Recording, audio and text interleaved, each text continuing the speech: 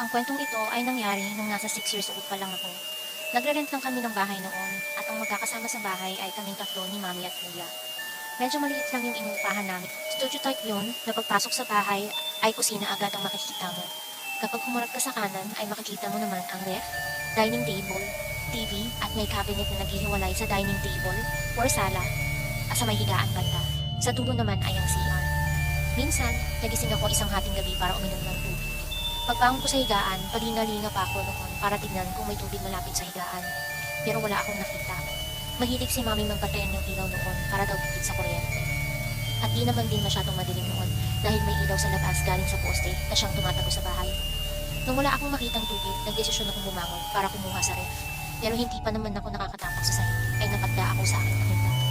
May maputla at ulubos na kamay na nakahawak sa cabinet. Ang mas lalo pang nakakakilabot ay mayroon itong mahabang kuko na tila nakakapit sa cabinet mula sa likod. Naiyak ako sa tangi at ginising ko agad ang mami ko. Nag-alala siya at nagtanong kung bakit ako umiiyak.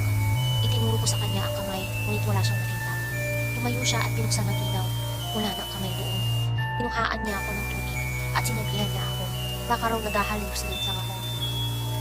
Matapos ng isang insidente yun ay hindi ko na nakita ang kamay ulit hanggang sa lumipat tuloy sa ibang bahay.